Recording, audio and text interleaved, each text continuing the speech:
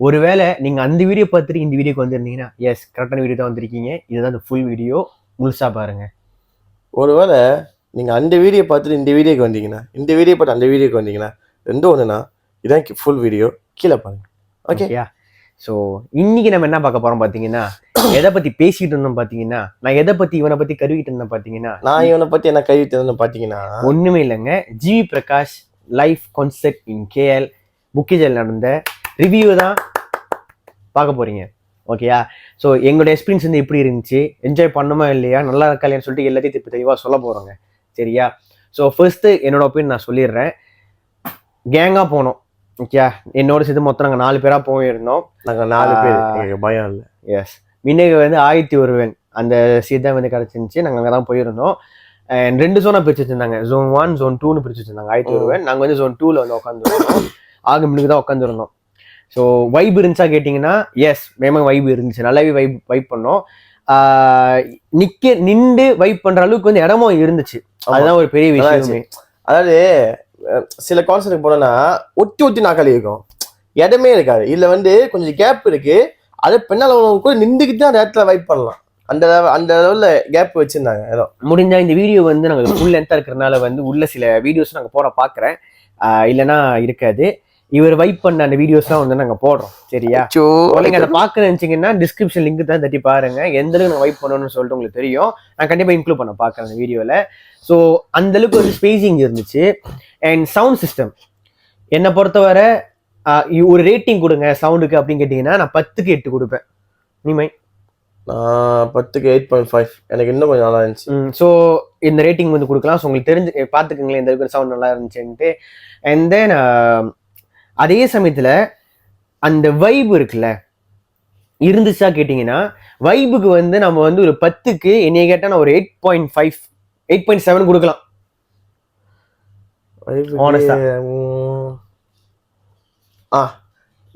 நான் 9 கொடுப்பேன். அந்த 1% ஏன் கொடுக்க மாட்டேன்னு அப்புறம் சொல்றேன். ஸோ எனக்கும் சில காரணங்கள் இருக்கு. ஸோ ஏன் வைபு ஏன் இவ்வளவு நம்ம கொடுத்துருக்கோம் அப்படின்னா, இது வந்து ரொம்ப கம்மியான ஒரு ரேட்டிங் இல்லைங்க, நல்ல ரேட்டிங் தான். ஆனா எதனால சில விஷயங்கள் வந்து எங்களுக்கு வந்து டிசப்பாயிண்ட் சொல்றதை விட இது இன்னும் கொஞ்சம் இருந்திருக்கலாமே, இருந்திருந்தா இன்னும் நல்லா இருந்திருக்குமே அப்படின்னு தோணி இருந்துச்சு. அது என்னன்னு இப்போ ஒண்ணு நீங்க பார்க்கலாம், நான் தெளிவா சொல்றோம்.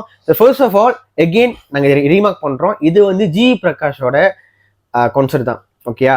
அதே சமயத்துல அவரு வந்து நிறைய பேர்த்த பாட வச்சிருப்பாருல, அவர் இசையில அந்த மாதிரி பஸ்ல வந்து நிறைய பேர்த்த கூட்டு வந்திருந்தாங்க. சைந்தேவியா இருக்கட்டும், யோகி பியா இருக்கட்டும், ஹரிபிரியா, திப்பு இந்த மாதிரி எல்லாத்தையும் கொண்டு வந்தாங்க. அண்ட் அதோட சேர்த்து டிஎம்ஐ ஒரு நல்ல விஷயம் பண்ணியிருக்காங்க. என்ன பண்ணியிருந்தாங்கன்னா, நம்மளோட மண்ணின் மைந்தன் மலேசியா கலைஞர் அருளினியை வந்து கொண்டு வந்திருக்காங்க. கொண்டு வந்த மட்டும் இல்ல, அவங்கள நிறைய பாடல்கள் பாடவும் பாராட்ட வேண்டிய விஷயம். ஏன்னா இப்ப வந்துட்டு அவங்க வாய்ப்பு உடனே ரெகக்னைஸ், உடனே ஓகே நீங்க அந்த கான்சர்ட்ல பாருங்க, சூடா இதோட சூடா நீங்க வந்து இதாகுங்க அப்படின்னு வந்து நம்ம டிஎம்ஐ. அதே சமயத்தை ஒன்னு நாங்க நோட்டீஸ் பண்ண முடிஞ்சு, அவங்க ஃபேஸ் வந்து ஸ்கிரீன்ல காட்டும் போதே lot of crew like shock. க்ரூல நிறைய க்ரௌட் வந்து பாத்தீங்கன்னா கொஞ்சம் ஷாக்கா ஆனாங்க. அதே சமயத்துல எப்படி சொல்றது, ஒரு பெரிய கைத்தட்டலையே கொடுத்தாங்க அந்த பிள்ளை முஞ்ச காமிச்சோன்னே. ஸோ தங்கச்சி மேலே செம்மையா ப்ரௌட் பண்ணி வச்சிருங்க எல்லாத்தையுமே. ஏன்னா வீணோ ஹூ ஆர் கமிங் ஈவன் எல்லாருக்குமே தெரியும். பட் சில பேருக்கு வந்து இன்னும் அந்த ஜிவி கான்சர்ட் மட்டும் பார்த்துமே டிக்கெட் புக் பண்ணிருப்பாங்க, யார் வந்திருக்காங்க தெரியாது. ஸோ அவங்களுக்கு எல்லாம் வந்து அருணியோட என்ட்ரி பார்த்தோன்னே உண்மையிலேயே ஒரு பெரிய சர்ப்ரைஸா இருந்துச்சுன்னு சொல்லணும். அது வந்து we can feel that aura, that அந்த சர்ப்ரைசிங் அவுரா இருக்குல்ல, கேன் ஃபீல் பண்ண முடியும். ஸோ இது வந்து ஃபார் அருளினி பிரவோ, நல்லா இருந்துச்சு. அவங்க பெர்ஃபார்மன்ஸும் நல்லா இருந்துச்சு, பாட்டும் நல்லா பண்ணாங்க உண்மையா. ஸோ இப்போ வந்து டீட்டெயிலாக சொல்லிடுவோம். ஓகேயா? ஏன் வந்து எங்களுக்கு வந்து அந்த வைப் வந்து பத்தலை அப்படின்னு நம்ம சொல்லிடுறோம். என்னதுன்னா, அது முன்னாடி ஏன் வைபு என்ன வைபுன்னு நம்ம பேசிடலாம். ஓகேயா? ஸோ ஃபர்ஸ்ட் வைப் பார்த்தீங்கன்னா நம்ம யோகி பி ஒரு செகண்ட்லங்க, நீங்க நம்ப மாட்டீங்க, என்டையர் கான்சர்ட்டே வந்து யோகி பி கான்சர்ட்டா மாறிடுச்சு உண்மையா. அவன் ஜி பிரகாஷ் பாட்டு பாடியிருந்தாரு, கான்சர்ட் வைப் போயிட்டு இருந்துச்சு. அதுக்கப்புறம் யாரு அது அப்படி யோகி வந்ததுக்கு அப்புறம் நான் திரும்பி பாக்குறேங்க, எனக்கு தெரிஞ்சு ஒரு 100%ல 85% பீப்புள் நின்றுக்கிட்டு தான் இருந்தாங்க. துண்டு குத்து கூட்டம். அதாவது எப்படி சொல்றது, அது ஜி பிரகாஷ் கான்சர்ட்ல யோகிபி வந்து ஏன் கோர்ஸது அப்படி சொன்னவே அந்த அந்த அந்த நிமிஷத்துல வந்து அவர் தூக்கிட்டாரு. he literally hold ஸ்டேஜ்னு சொல்லலாம். அவர் வந்து மேமா புகாம் பண்ணிட்டாரு, வேற லெவல்ல இருந்துச்சு, ஃபுல் வைபா இருந்துச்சு. அவர் வந்து 2 பாட்டு தான் பாடினாரு, 2 பாட்டுமே தெறிக்க விட்டுட்டாரு. அந்த 2 பாட்டு வெடிச்சிருச்சு, உண்மையாலே வேற லெவலு. அவர் இன்னும் அந்த வைப்பு குறையலங்க, அந்த அவுரா இன்னும் அப்படியே இருக்காரு. ஆமா யோகிபி அப்படியே இருக்குங்க. அதாவது நான் 5 வயசுல பார்த்த யோகிபி எனக்கு என்னமோ டைம் டிராவல் பண்ணிட்டு வந்துட்டோமா அப்படி இருக்கு. அப்படியே இருக்கா மனுஷன், அதே ஸ்டைல், அதே தொப்பி, அதே சைஸ், அது கூட பாத்துக்க அப்படியே இருக்கு, அதே கியூட் ஸ்மைல் அவருக்கு இன்னும். சோ அந்த இதுமே மாறல, நல்லாவே இருந்துச்சு. இவன் அந்த பொல்லாதவன் எல்லாம் பாடும் போது பாத்தீங்கன்னா, பொல்லாதவன் வந்து நம்ம ரியல் ட்ராக்ல எப்படி கேட்டிருந்தோமோ எஸ் அதே குரல் வளம், எந்த ஒரு என்ன சொல்றது அதுல அந்த கூற குறவா இல்லாம அதே ஹைப்ல அதே பீட்ல சாவடியா பாடி. இத்தனை வருஷம் ஆனவா அதே வாய்ஸ் அவர் வந்து மெயின்டைன் பண்ணி வைக்கிறது. எஸ் உண்மையா நல்லா இருந்துச்சு. அது உண்மையாலேயே வந்து ஒரு ஃபுல் வைபு. அந்த இன்ட்ரோவே நல்லா இருந்துச்சு. லைக் அந்தது ஃபர்ஸ்ட் ஹிப்ஹாப் அப்படின்னு சொல்லிட்டு அவர் இன்ட்ரோ கொடுத்து வந்தாரு, வேற லெவலில் சம்பவம் பண்ணி விட்டு போயிட்டாரு. உண்மையிலேயே வந்து வேற லெவல் வைப்புன்னு சொல்லலாம். 2வது வந்து எம்சின் டான்ஸ் அவர் பாடின பாடல்களும் அண்ட் சில பாடல்கள் வந்து பாத்தீங்கன்னா நம்ம தேவா பாடின பாட்டு இருக்குல்ல, என்னது அந்த ஜித்தி ஜில்லடி அந்த பாட்டு அவர் தான் பாடியிருந்தாரு. ஓகே, அவர் நம்ம அண்ணன் வெர்ஷன்ல ஒரு நல்லா தான் இருந்துச்சு. மத்த பாட்டெல்லாம் வந்து செம்மையா இருந்துச்சு. அந்த கருப்பு எழுத்தறிக்கலாம் அந்த பாட்டு போவாங்க, டான்ஸ் ஆடிட்டு இருக்காரு, ஸ்டெப் இந்த அதெல்லாம் ஒரு சிக்னேச்சர். ஒரு கடத்துல வந்து அவருக்கு தனியெல்லாம் எல்லாருமே வந்து வைப் பண்ண ஆரம்பிச்சிட்டாங்க. அது ரொம்ப நல்லாவே இருந்துச்சு. அதுக்கப்புறம் பாத்தீங்கன்னா நம்ம திப்பு அவெல்லாம் வந்து பாடி இருந்தாரு. இப்ப திப்பு பத்தி ஒண்ணு சொல்லணுங்க. என்னதுன்னா இதுல இப்ப நம்ம ஸ்ட்ரெயிட்டா இந்த விஷயத்துக்கு வந்துருவோமே. என்னதுன்னா ஜிவி பிரகாஷ், சைந்தவி மேடம், வாவ், ஒரு சோல்ஃபுல்லான ஒரு வாய்ஸ், ஒரு சோல்ஃபுல்லான ஒரு என்ன சொல்றது, ஒரு சோல்னு லைக் ஒரு சரியா எப்படி சொல்லி பண்றேன். அதாவது என் ஹார்ட்டை என் பெர்மிஷன் இல்லாம குத்தி கிழிச்சு ரத்தத்தை அப்படியே அந்த சொர்க்கத்துக்கு அனுப்பிட்டு ஒரு தரிசனம் கொடுப்பாங்களே, அந்த மாதிரி வயசுங்க. உண்மையாலுமே அவ்வளவு சோல்ஃபுல்லா இருந்துச்சு. நாங்க ஏன் இந்த அளவுக்கு வந்து நாங்க டிராமாட்டிக்கா சொல்றோம்னா, நாங்க உட்கார்ந்த இடம் அந்த மாதிரி மேல வந்துங்க ஓப்பன் ஸ்பேஸ். அதாவது இன்னொன்னு நான் ஒண்ணு மிஸ் பண்ண தெரியுமா, பௌர்ணமியா மட்டும் இருந்துச்சு கான்சர்ட் ஆரம்பிக்கும் போது. சத்தியமா வேற லெவல் ஒன்று இருக்குங்க. அந்த மூமெண்ட்டுக்கு அவங்க குரல் கேட்கும் போது உண்மையில அவ்வளவு ஒரு மாதிரி நிலாவே பக்கத்துல பார்த்த மாதிரி இட்ஸ் லைக் ஹோல்சம் இருந்துச்சுல, அதுக்காக தான் சொல்றோம். சோ சைந்தவி ஜிவி இந்த கொம்போ மோஸ்ட் வாண்டட் கொம்போன்னு சொல்லலாம். அந்த கொம்புல நிறைய பாட்டு எதிர்பார்த்தோம். ஒண்ணு வந்து அன்பி எதிர்பார்த்தேன். நான் வந்து இரவாகினி ரொம்ப எதிர்பார்த்தேன். பட் அந்த பாடல்கள்லாம் வரல. பட் அன்பி அன்பிளக் வெர்ஷன் இதுக்கு நீங்க நிறைய பேர் பார்த்திருப்பீங்க. நான் முடிஞ்சா அதை நான் போட பாக்குறேன். இது யூடியூப்ல வாய்ப்பு இல்ல, நான் வந்து வேற வகையில உங்களுக்கு போடுறேன். சரியா, கொஞ்சம் மட்டும் அந்த அன்பிளக் நல்லாவே இருந்துச்சு. அவர் அந்த அன்பிளக் வெளியாக்குனா நல்லா இருக்கும். நான் அதை வெயிட் பண்ணிட்டு இருக்கேன். அண்ட் தென் பிழை தேடும் அந்த மூமெண்ட் நீங்க எல்லாருமே பார்த்து இருந்திருப்பீங்க. யூடியூப், இன்ஸ்டாகிராம் எல்லாம் வைரலா போயிட்டு இருக்கு அந்த சீன். அந்த மூமெண்ட் எல்லாம் கண்ணா நேர்ல பார்க்க முடிஞ்சுச்சு. எஸ், நிறைய பேருக்கு தெரியாம கூட வந்திருக்கலாம். இந்த பிழை தேடும் பாட்டு வந்து பாத்தீங்கன்னா நம்ம ஜிவியும் சைந்தவியும் பாடியிருக்காங்க. அதான் நீங்க ஜிவி கிட்ட எங்க கேட்டாலும் புடிச்ச பாட்டு என்னன்னா இந்த பாட்டு தான் சொல்லுவாங்க. அவங்க ஒய்ஃபுக்கு டெடிகேட் பண்ற பாட்டுனா இந்த பாட்டு சொல்லுவாங்க. அதுல வந்து என் ஆணி வீரனின்னு சொல்லிட்டு அந்த லிரிக் அவர் பாடி இருப்பாரு. அதுக்கு முந்தின அந்த லிரிக் வந்து நம்ம சைந்தவி பாடி இருப்பாங்க. இவங்க பாடும்போது இவங்க ஷார்ட் அவங்க ஷார்ட் பிரில்லியனான ஒரு இது நல்லாவே இருந்துச்சு. நல்லா என்கேஜிங் பண்ணியிருந்தாங்க. என்னதுன்னா இந்த இடத்துல வந்து கொஞ்சம் வந்து கொஞ்சம் கஷ்டமான விஷயம் என்னதுன்னா, அங்க நம்ம திப்பு வந்துருதான். என்னதுன்னா அவர் குரல் நல்லா இல்ல சொல்லாங்க, அவர் செம்ம சிங்கர் தான். அவர் குறை சொல்றவங்கலாம் நம்ம பெரிய எல்லாம் கிடையாது. ஆனா என்ன பிரச்சனைனாங்க, அந்த பாட்டை வந்து நம்ம எதிர்பார்த்திருப்போம்ல ஜிவி அவங்கள பாடணும்ட்டு. அந்த கொம்போல வந்து திடீர்னு இவர் வந்த கையோட ஒரு மாதிரி மிக்ஸ் ஆயிருச்சு அந்த ஃபீலிங். ஆனா எதிர்பார்க்கறது மாதிரி நம்ம ஜிவி பாடினாரு தான். அதனால அது வந்து என்டையர் கிரௌடே வந்து ஏஞ்சி சத்தம் போட்டு ஒரு வேற லெவலில் சம்பவம் பண்ணிட்டாங்கன்னு சொல்லணும். லைக் ரொம்ப சோல்ஃபுல்லா இருந்துச்சு அந்த என்டையர் ஸ்டேடியமே அந்த ஒரு குறிப்பிட்ட பாடல்ல. அது வந்து நல்லா இருந்துச்சுங்க. அவங்க பர்சனல் லைஃப் நம்ம போக வேணாம். ஆனா வந்து அந்த மூமெண்ட் வந்து ரொம்ப ஹோல்சமா இருந்துச்சு. நிறைய பேர் கண்கள்ல கண்ணீரை பார்த்து முடிஞ்சுச்சு. அது அந்த ஒரு ஏக்கமாக்க முடிஞ்சுச்சு.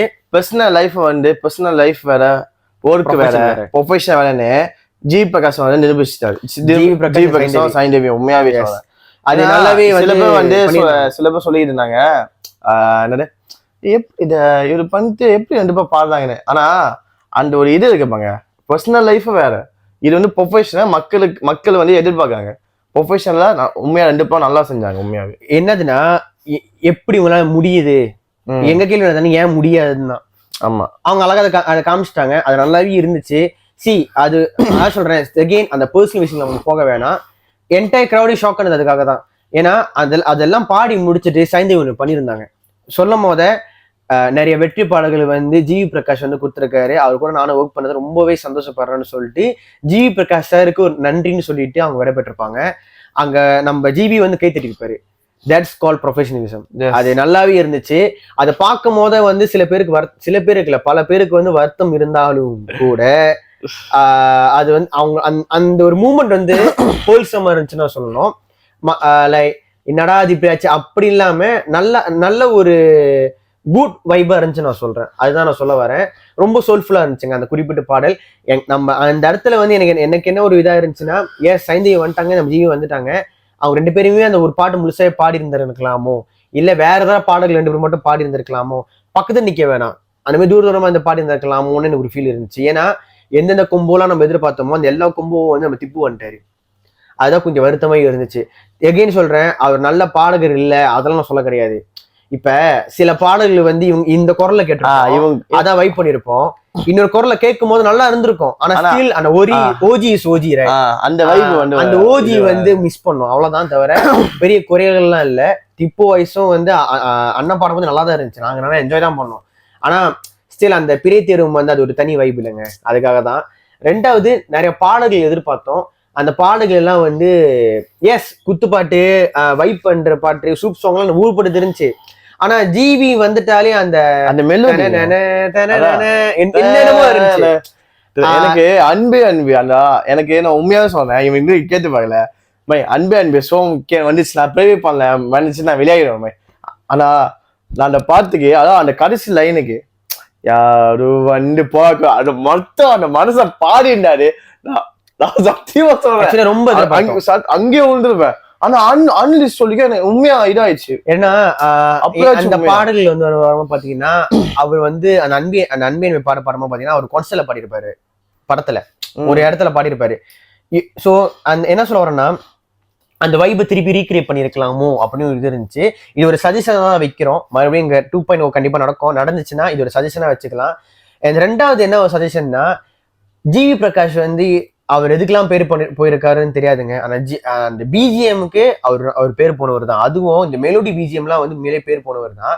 எனக்கு என்ன பட்டுச்சுன்னா, அன்பிளக் வெர்ஷன் கொடுக்கும் போத இந்த பிஜிஎம்க்குன்னு செஞ்சாங்க, என்னது மின்னலைக்கு செஞ்சாங்க.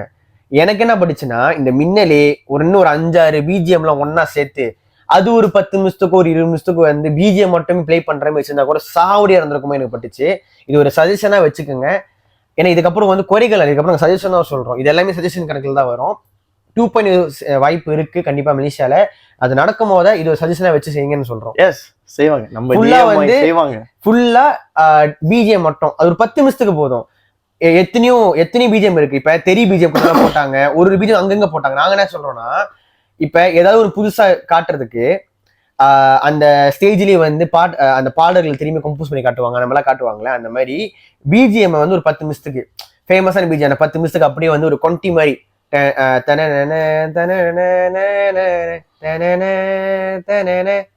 உங்களுக்கு அந்த சிங்க் புரியுதா? என்னது திரிஷா நயன்தாரால இருந்து அப்படியே ராஜாராணி அந்த சிங்க் அப்படியே கொண்டு போயிட்டு இப்படி பிஜிஎம் கொம்பாவை கொடுத்து நல்லா இருந்திருக்குமோ. இப்படி இது சஜஷன் தான். அடுத்ததுல சினிமே சாவடியா இருக்கும், உண்மையில வைப் பண்ணுவாங்க. பிஜிஎம் வைப் பண்றாலும் நிறைய பேர் இருக்கும். ஏன்னா மின்னலைக்கெல்லாம் வந்து நீங்க ஏதாவது பாத்துருக்கலாம், எத்தனையோ வியூஸ் எல்லாம் போயிட்டு இருக்கு அந்த அவர் பிஜிஎம் பாத்துக்கோ. பிஜிஎம்மே வந்து அடி, அதுதான் ஜி பிரகாஷோட தனி இது. சோ இது எனக்கு சஜஷன் தான்.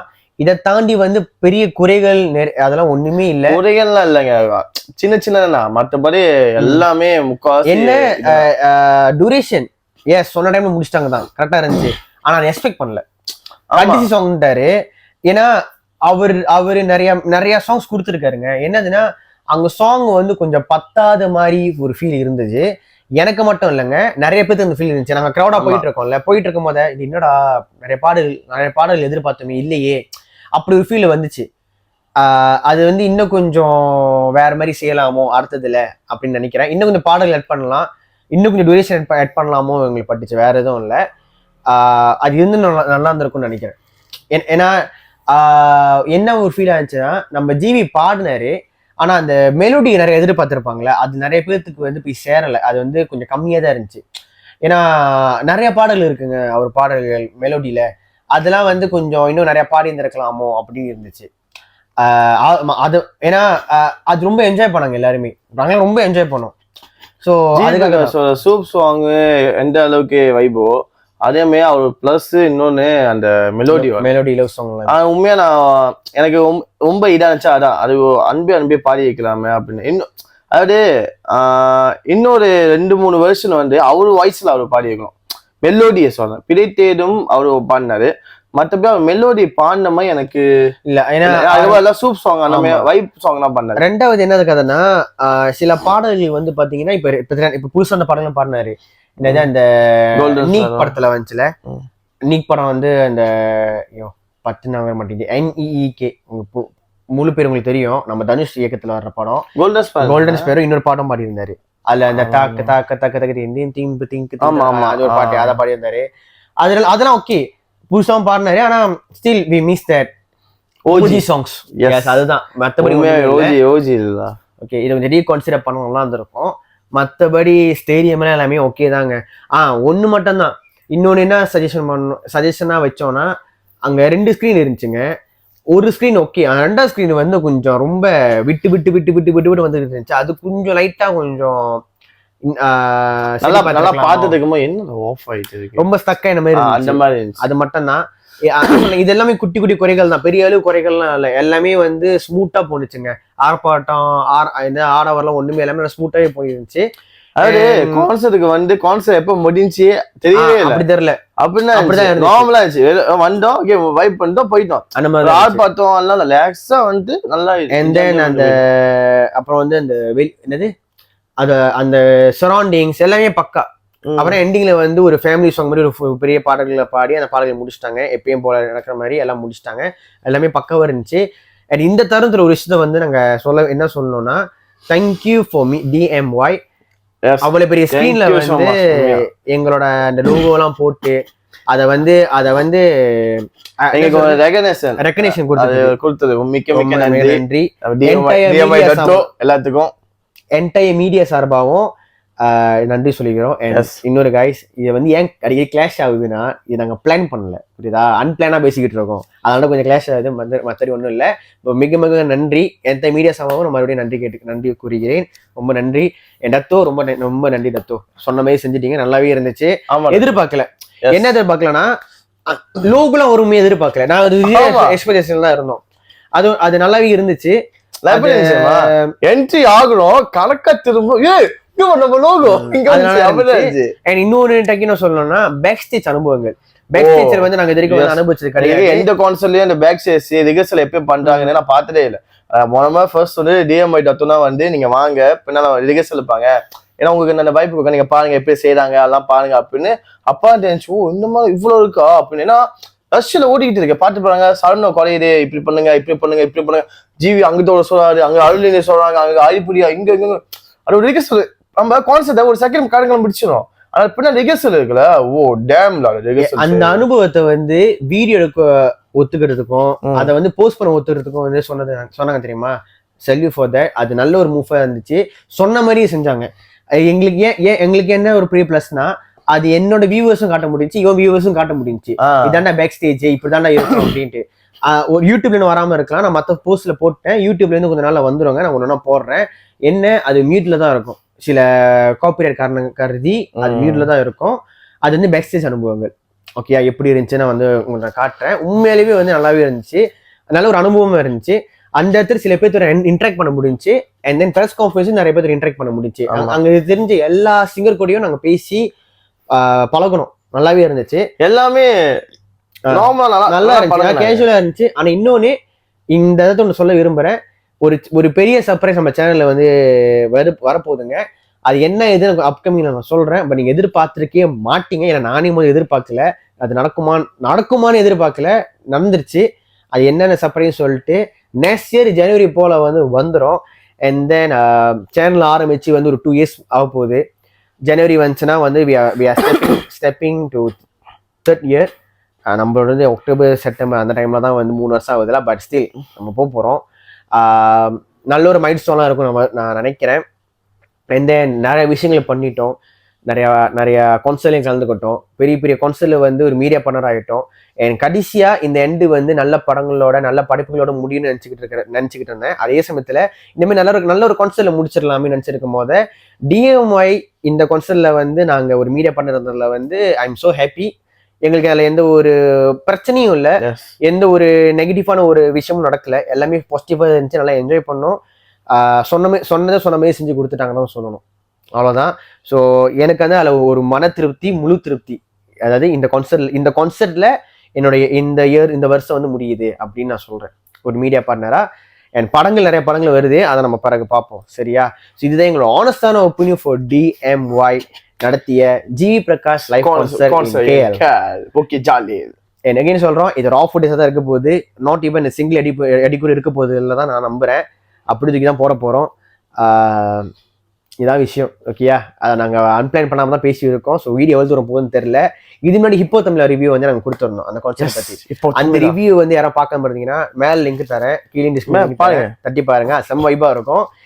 தொடர்ந்து இந்த கொம்போ வந்து இந்த மாதிரி ஒரு கான்டென்ட் வந்து பண்றதுல வந்து நாங்கள் ஒரு பெரிய ஒரு முயற்சியில் இறங்கியிருக்கோம். இந்த கொம்போ வந்துகிட்டே இருக்கும். அதே சமயத்துல இன்னொரு கொம்போவும் வந்து வச்சிருக்கோம். அது எனக்கு ஒரு வேற வரப்போகுது. அது நீங்க எதிர்பார்க்காத ஒரு கான்டென்ட் இருக்க போகுது. நிறைய கான்டென்ட்ஸ் நம்ம சேனல்ல வந்து வரதாங்க போகுது. அது என்னதுன்னா இப்போ விளையாக்கலாமா இல்லை நெக்ஸ்ட் இயர் விளையாக்கலாமா தான் ஒரு கன்ஃபியூஷன்ல இருக்கேன் தவிர அந்த டைலாமா இருந்துகிட்டு தான் இருக்கு. அது கிளியர் ஆச்சுன்னா நான் வந்து கண்டிப்பா அடுத்த கட்டத்தில் இறங்கிடுவேன். ரெடியா இருக்கு. ஆனா அதை வெளியாக்குறதா யோசிக்கிறேன். பரவாயில்ல, நம்ம நெக்ஸ்ட் இயரே அந்த ஜேர்னி ஆரம்பிச்சிடலாமே அப்படின்னு இருக்கு. அண்ட் பிளேலிஸ்ட்ல நிறைய கான்டென்ட் இதுக்கப்புறம் ஆட் பண்ண போறேன். நிறைய வரப்போகுது.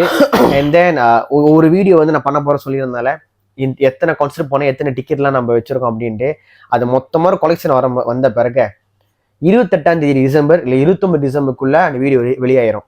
அதுக்கப்புறம் போனாலும் எனக்கு தெரியல. பட் அதுக்கு முந்தின போன வரைக்கும் எல்லாத்தையுமே ஒரு வீடியோ ஒரு கண்டென்ட்டா பண்ணி உங்களுக்கு நான் காட்டுறேன். நீங்கள் என்ஜாய் பண்ணி பாருங்க. அது ஒரு ஜஸ்ட் வந்து ஒரு நாம வைப் பண்ற செக்ஷனாக தான் இருக்க போகுது. இதுதான் எங்களோட ஆனஸ்டான ரிவ்யூ. எல்லாமே பேசியாச்சு. அண்ட் ஒருவேளை இந்த கான்டென்ட் உங்களுக்கு பிடிச்சிருந்துச்சுன்னா மேக்ஸிமமா லைக் பண்ணி ஷேர் பண்ணி சப்ஸ்கிரைப் பண்ணி விடுங்க. அண்ட் நீங்க ஸ்டார்டிங்ல ஒரு வீடியோ பாத்தீங்கல்ல, அந்த வீடியோட ஃபுல் வீடியோவே இதுதான், வேற எதுவுமே இல்லை. மற்றபடி அதுல கண்டிப்பா பேசுறது ஒன்றும் இல்லை. ஏன்னா அப்படி செஞ்சா நீங்க பாப்பீங்க, இல்லை பார்த்துருப்பீங்களா? எதுவும் இல்லை, பாப்பீங்க, நம்பிக்கை இருக்கு. இருந்தாலும் சில பேர் மேக்ஸிமம் ஷேர் பண்ணி விட்டுருங்கப்பா. சரியா? ஜிவி பிரகாஷ் ஃபேன்ஸ் இந்த வீடியோ பார்த்துருந்தீங்கன்னா மறக்காம வந்து உங்களோட முடிஞ்ச மேக்ஸிமம் ஷேர் பண்ணுங்க. எல்லா ஃபேன்ஸும் பாருங்க. எஸ், எல்லாமே அனிருத் ஃபேன்ஸும் பாருங்க, இளையராஜா ஃபேன்ஸும் பாருங்க. யாரும் என்ன பண்ண போறா பாருங்க, பார்த்து லைக் பண்ணுங்க, சப்ஸ்கிரைப் பண்ணுங்க. உங்களுக்கு வீடியோ பிடிக்காம இருக்கும், இருந்தாலும் நீங்க லைக் பண்ணுங்க, கமெண்ட்ல வந்து கேளுங்க. மெயினா சப்ஸ்கிரைப் பண்ணிடுங்க guys. we are road to 10K. So தெரியல நடக்குமா, டிசம்பருக்குள்ள நடக்குமா தெரியல. நடந்துச்சுன்னா சாவடி 1ஆம் மாசம் தெருக்கி விட்டுறலாம். இல்லை அது 1ஆம் மாசம் தான் 10K ரீச் ஆக போறோம்னா ஐம் ஓகே ஆல்சோ. பட் அந்த 10K ரீச் ஆச்சுன்னா அது ஒரு இன்னொரு மைல் ஸ்டோன் ரீச் பண்ண மாதிரி இருக்கும்ல. ஏன்னா ஒரு கிரியேட்டருக்கு வந்து first mile stone 10 and then 100 and then 1000 இந்த 3த்தையும் எடுத்தாச்சு. இப்போ அடுத்து நம்ம டார்கெட் பண்றது ஸ்ட்ரெயிட்டா 10K. ஸோ 10K வந்துச்சுன்னா அடுத்த டார்கெட் ஃபுல்லாவே வந்து நம்மளுக்கு 100K தான். ஸோ வரும், நம்பிக்கை இருக்கு. ஆனால் டைம் இருக்க மட்டும் தெரியும். ஸோ இந்த 10K வந்து இந்த மாதம் ரீச் ஆச்சுன்னா வேற லெவலில் இருக்கும். அதில் உங்களோட பங்களிப்பு இருந்துச்சுன்னா ரொம்ப நல்லா இருக்கும், ரொம்ப சிறப்பாகவும் இருக்கும்னு சொல்லி signing off from Raj and PKD media KD. இவர் சேனல் லிங்க் கீழே தரேன், சப்ஸ்கிரைப் பண்ணிடுங்க. இப்போ பார்க்கலாம். பாய்.